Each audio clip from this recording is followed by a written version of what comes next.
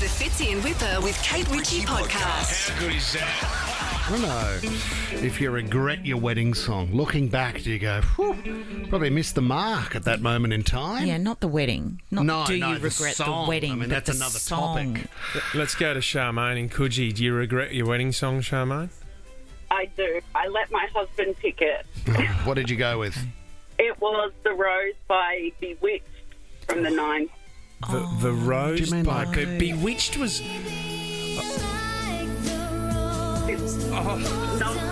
Oh, Charmaine. Shocking. Never heard that song. Why did he choose this song, Charmaine? I don't know. He just... Oh, Losing she's your breaking up. Charmaine. There is a song called The Rose by, was it Bette Midler? Some But say this is the love. non-classic by Bewitched. Oh, no. Bewitched weren't around for too long either. Sarah in Parramatta, regret your wedding song? Sarah, turn your radio down in the background. Let's go to Michael. Jeez, in we're having a Hurstville. perler. Sorry, guys. Mick, hello.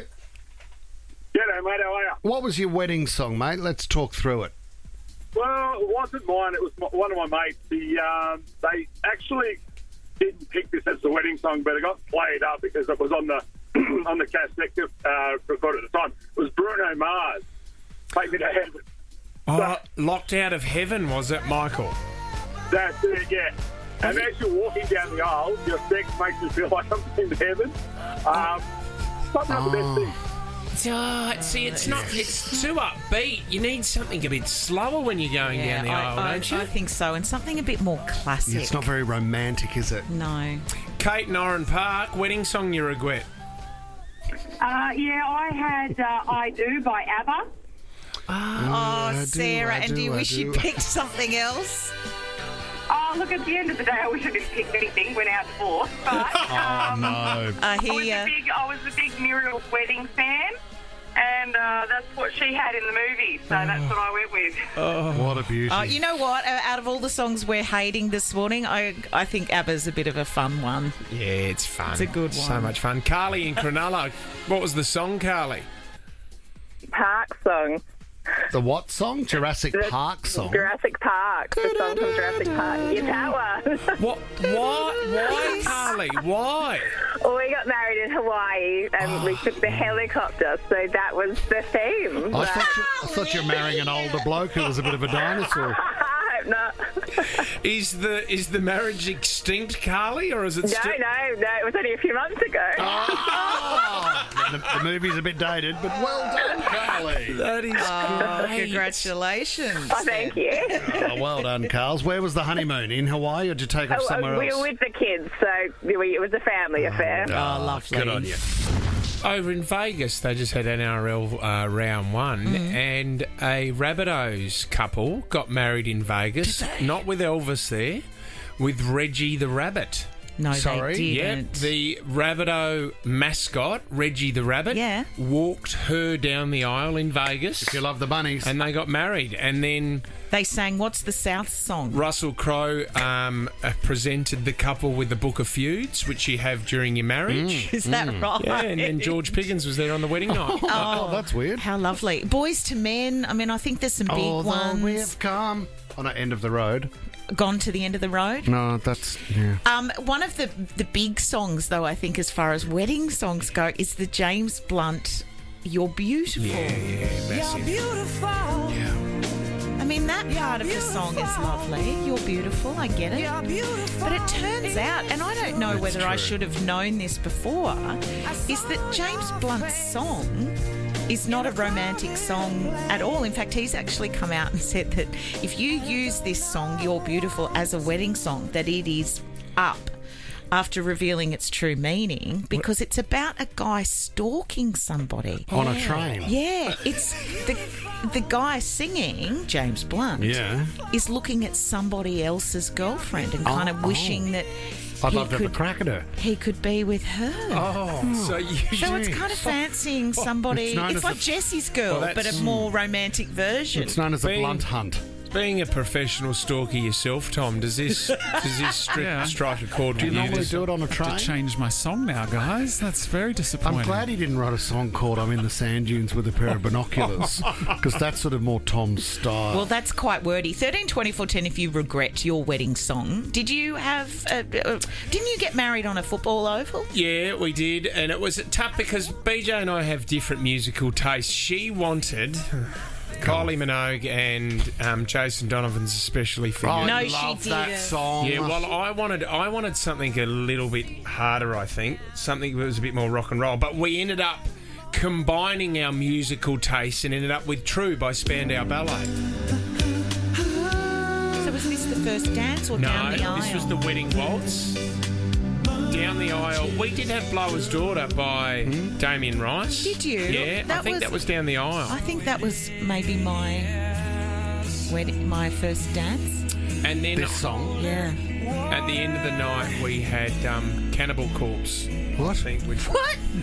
What is that? no, I and ended actually... with a bit of Pantera and Anthrax. Pantera's in town in a minute. I Yeah, they're think. coming. They're on their way. I did see for the our wedding. poster.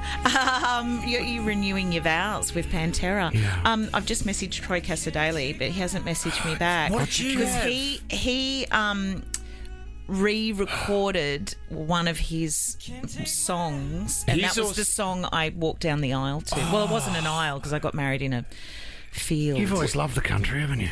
Yeah. Was I'll did you- end up back there one day. Was it hard to ask him? Because you don't want to ask an artist. I mean, Troll's dog.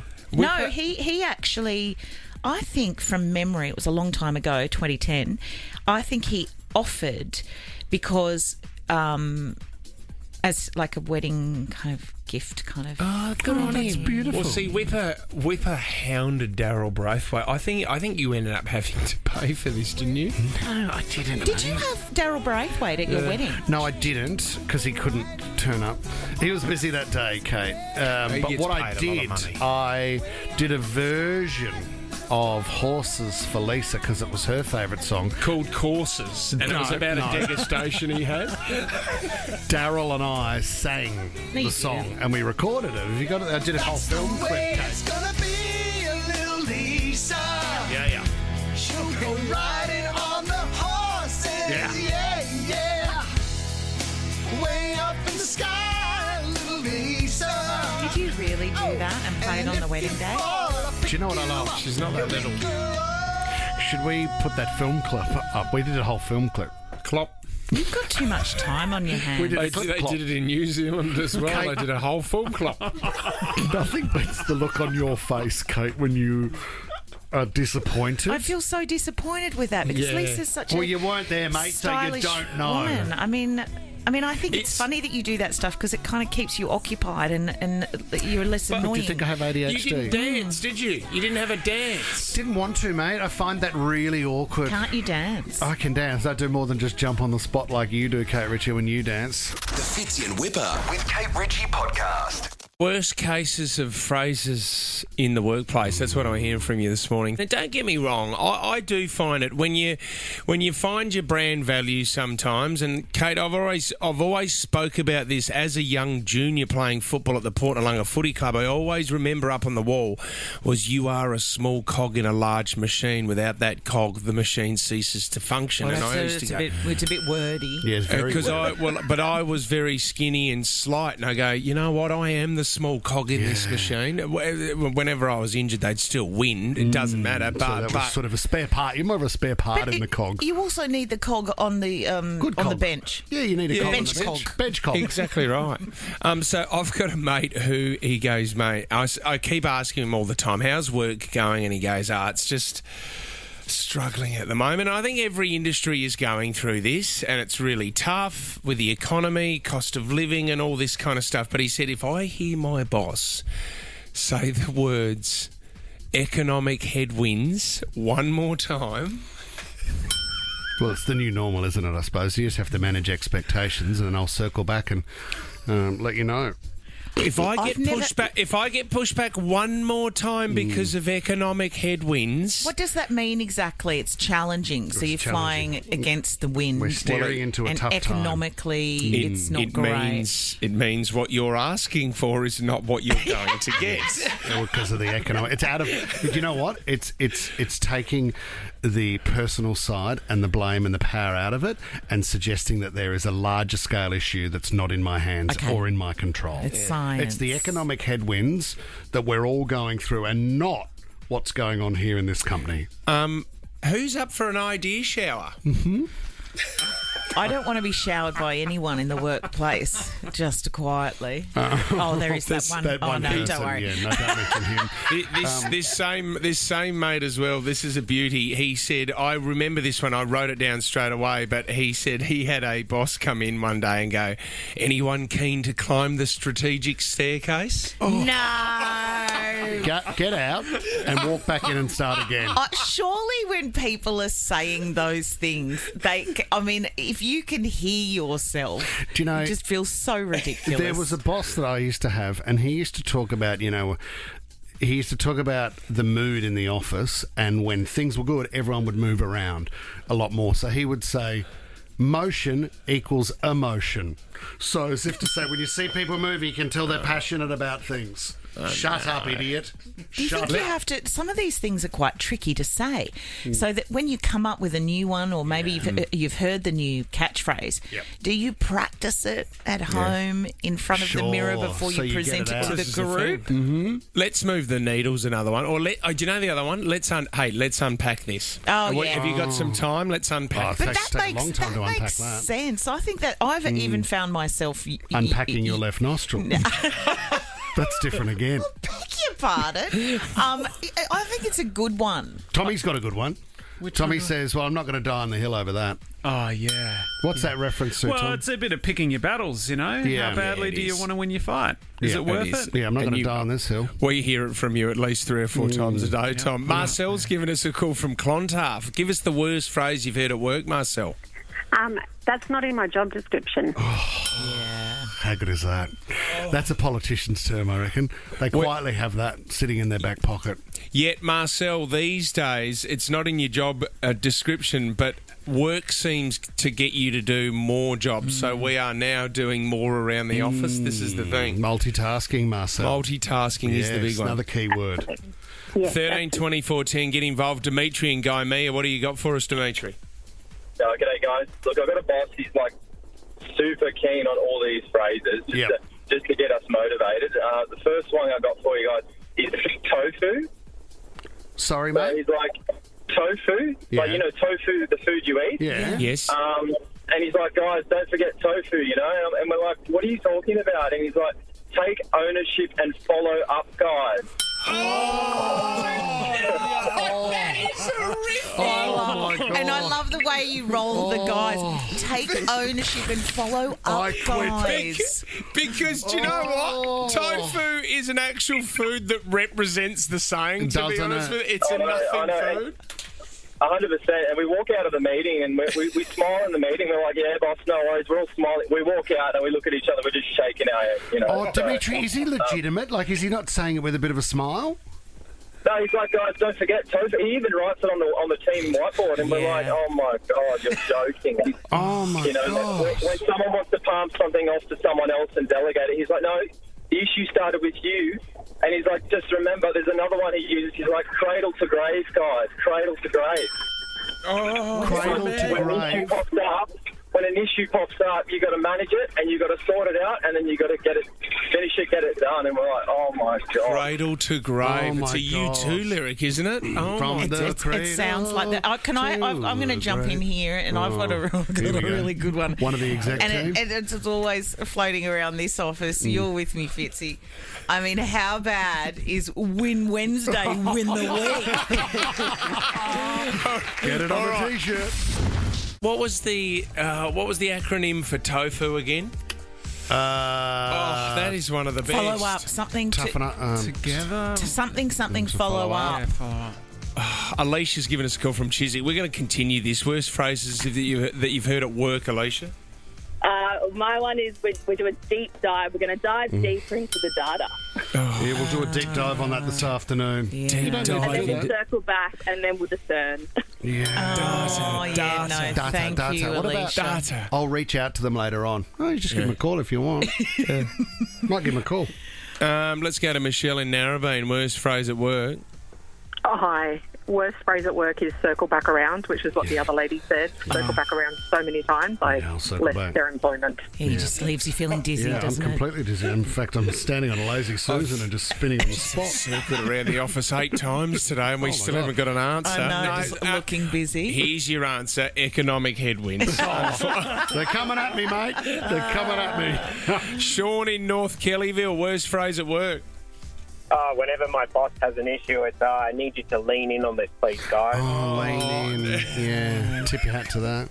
I need you to lean in. I quite like lean in.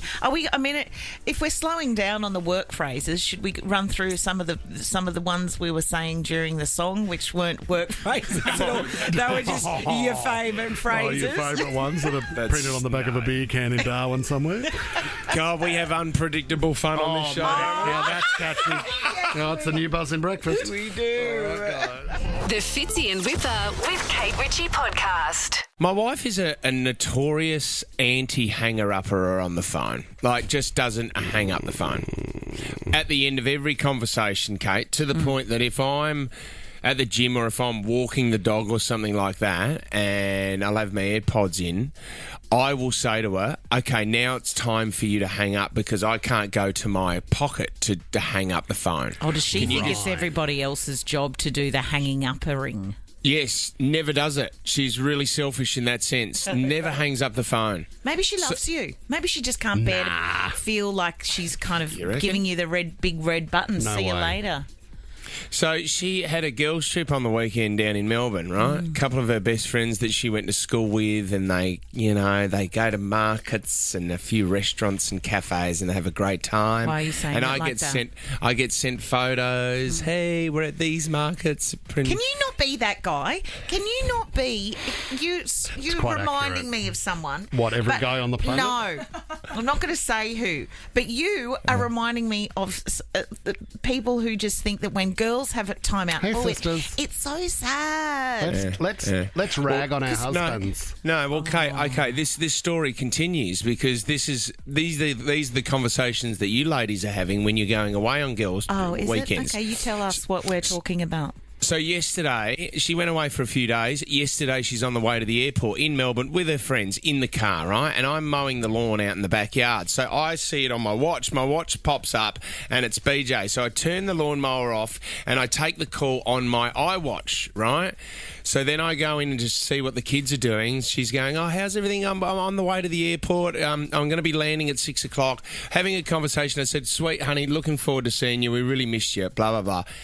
Then notorious, doesn't hang up.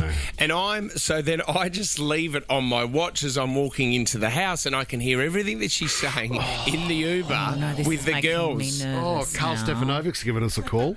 And I hear this, there's a pause, and then I hear this, oh, I can't believe he survived. Would have thought that I would have got multiple emergency calls by now, but apparently the kids are doing okay.